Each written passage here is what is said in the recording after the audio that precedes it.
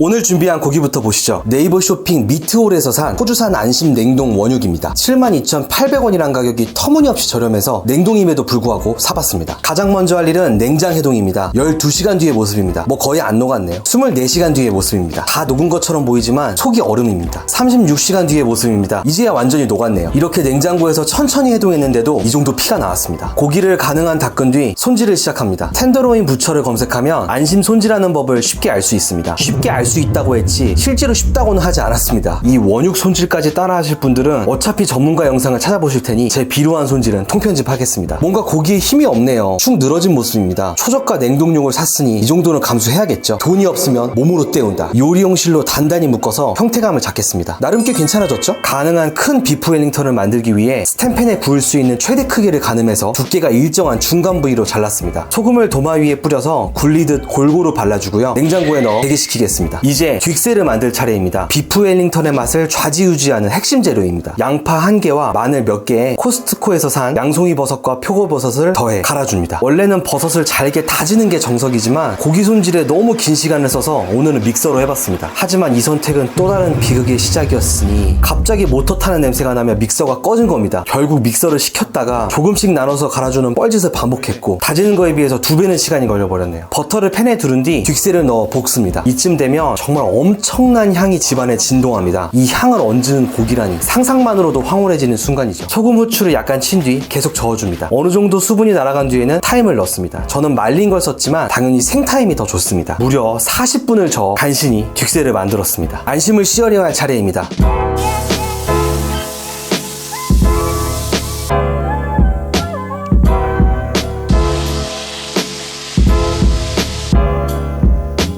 조금씩 돌려가며 옆부분까지 충분히 갈색을 내는데 10분 정도 소요가 되었습니다. 고기가 식기 전에 바로 머스타드를 바릅니다. 옐로우, 디종, 홀그레인 머스타드 다 상관없습니다. 버터 가득한 빵과 기름진 소고기 사이에서 유일하게 느끼함을 잡는 재료입니다. 꼼꼼히 듬뿍 바릅니다. 크린랩을 길게 펼쳐서 도마 위를 덮어줍니다. 오늘 준비한 햄은 코스트코에서 산 이탈리안 햄 세트입니다. 비프 웰링턴에는 보통 파르마 햄, 포르슈토를 쓰지만 그것만 팔진 않아서 세트로 샀습니다. 안심을 충분히 감쌀 수 있는 크기로 햄을 깔아줍니다. 포르슈토가 크기가 커서 편하긴 한데 제가 써본 결과 이탈리아 건조햄이면 다 괜찮을 것 같습니다. 햄 세트에 포함된 드라이 쿠파라는 햄을 사용해서 구멍이 났거나 찢어진 곳을 메꾸고 빈틈없이 만들어 주었습니다. 햄 위에 바로 뒷셀을 덮어줍니다. 이 역시 안심을 충분히 감쌀 만큼 깔아주셔야 하고요. 저는 무슨 생크림 케이크처럼 질감이 나와서 실리콘 스패츌러로 쉽게 밀어주었습니다. 머스타드가 발라진 채로 대기하고 있던 스테이크를 가져와서 조심스레 요리용실을 제거합니다. 지금 보시다시피 벌써 고기가 갈라지고 있죠. 안심은 원래 이렇게 쩍쩍 갈라지는 고기이기 때문에 요리용실을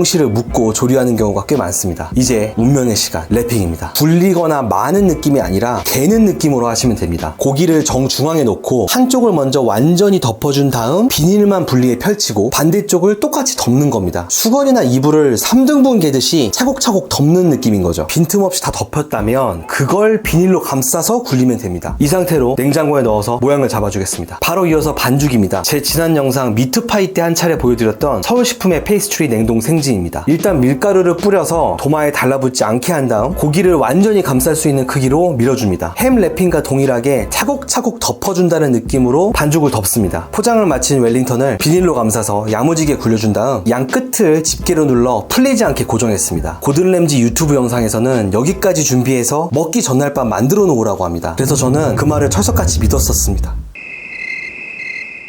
다음날 저녁입니다. 냉장고에서 꺼내보니 뭔가 커져 있었습니다. 비닐을 제거하니 정말 확실히 커지더라고요. 반죽이 하루 동안 냉장 숙성이 된 건지 아무튼 그물 장식 반죽을 덮어주겠습니다. 이 그물은 어디서 났냐고요? 썸네일 각 잡으려고 반죽을 일일이 칼집 내서 만들었어요. 하지만 예상치 못하게 본판이 커지는 바람에 그물은 작아져서 양끝을 억지로 늘려야만 했습니다. 계란물입니다. 반죽 겉에 꼼꼼히 발라준 뒤 무선 온도계를 옆에 꽂습니다. 현재 고기 내부는 7도로 아주 싸늘합니다. 110도 오븐에 넣어서 타겟 온도 48도까지 굽겠습니다. 목표 온도인 48도가 넘어 49도가 되었습니다. 꺼내보겠습니다. 뭔가 푸짐한 버전의 비프 웰링턴이 탄생한 순간입니다. 심부 온도가 55도가 되었습니다. 이제 비프 웰링턴을 잘라보겠습니다.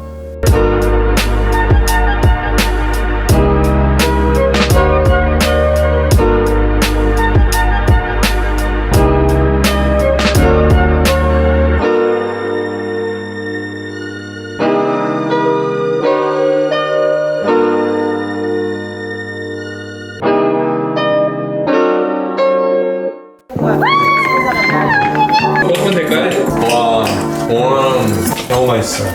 언제 먹었어? 아니 일단 빵 너무 맛있어. 일단 빵 너무 맛있어. 빵 맛집인데.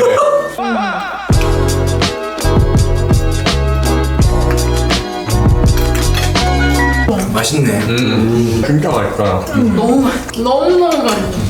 와 신기한 식감이다. 최고의 탄수화물과 단백질의 조합은 백배냉면이라고. 네, 잡아낼 수 있습니다. 천국에 온 것 같아. 이게 어디 가서 또 이 맛 못 보니까 이게 너무 슬퍼. 사실 이만한 사이즈 먹을 수가 없을 것 같아. 맞아. 이거의 반을 반도 아니고 야, 진짜. 요만해. 내가 어디 가서 안심을 이 크기로 먹어. 소스가 필요가 없어. 그럼요. 육세리 소스네. 그럼요.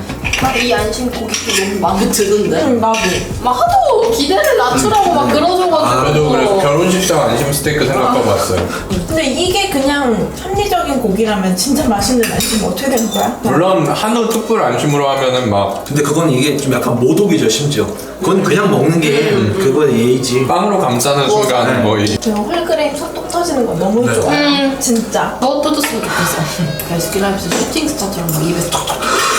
이 안심에 이 버섯을 갈아서 햄 프로슈트 싸가지고 이렇게 한 이 조화가 맛있을 거라고 누가 생각한 거야. 일단 이 빵과 이 버섯 간 거의 조화가 너무 좋았어요. 고기를 통으로 먹을 수 있는 그 호사소름을 언제 또 누려볼 수 있을까 하는 너무 행복한 시간이었어요.